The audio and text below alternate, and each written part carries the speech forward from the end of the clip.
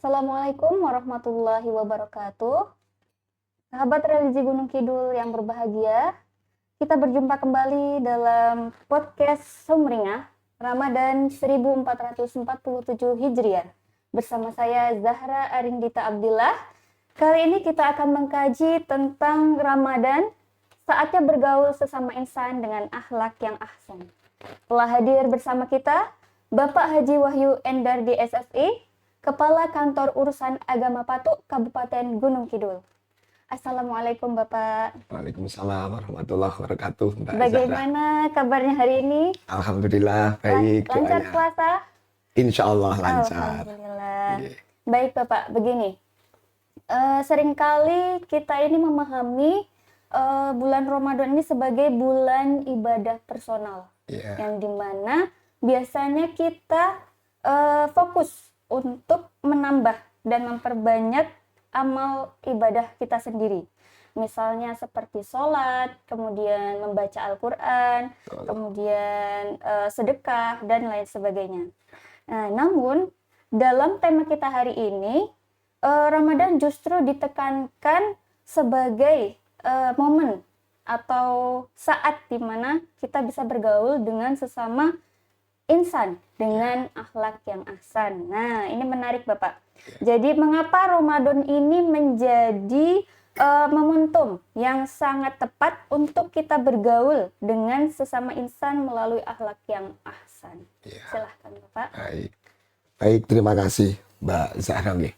Terkait dengan pertanyaannya, kenapa dalam Ramadan ini harus kita menggunakan akhlak yang ahsan?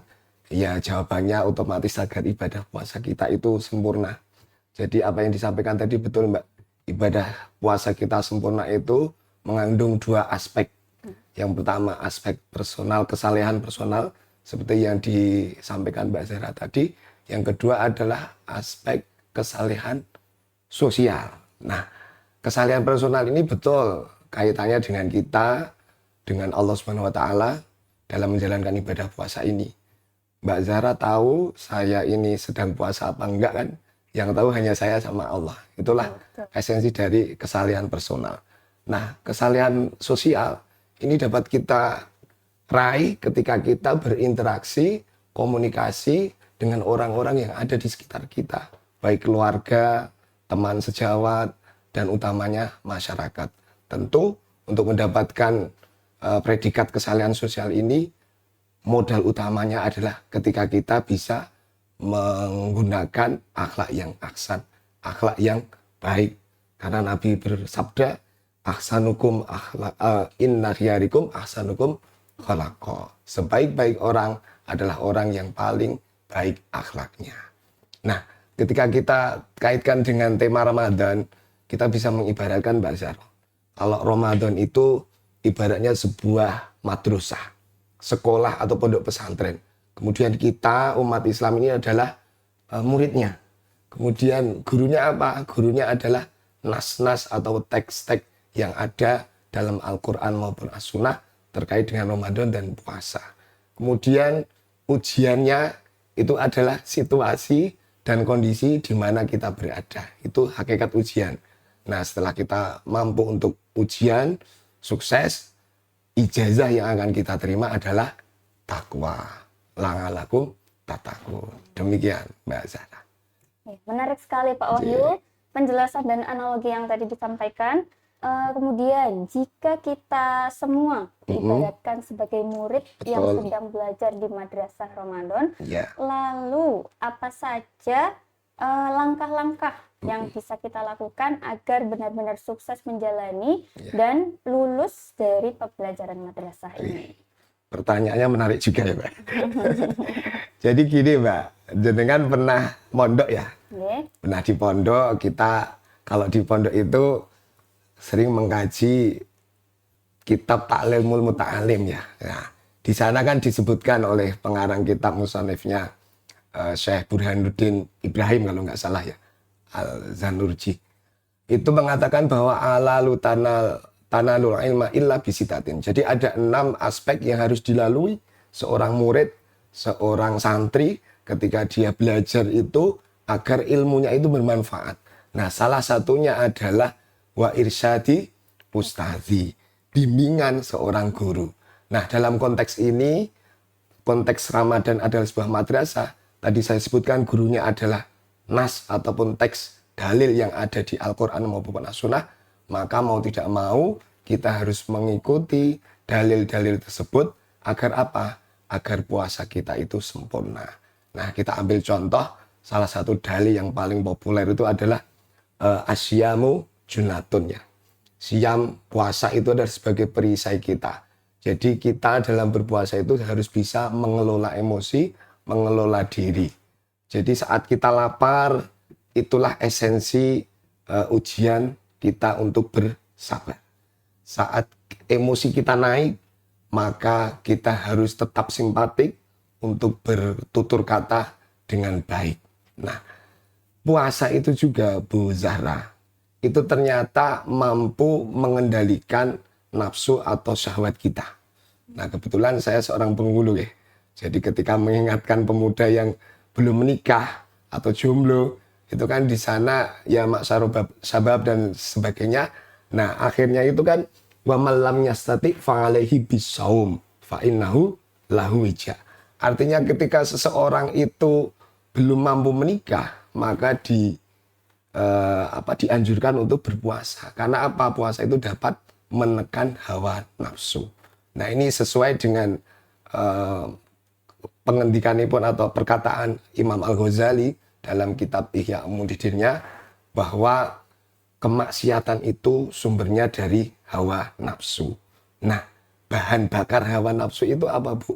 Makanan. Nah, ketika puasa otomatis kan makanan yang masuk ke dalam perut kita itu sedikit. Lah, logikanya hawa nafsunya juga bisa ditekan. Itulah, Bu Zahra. Okay.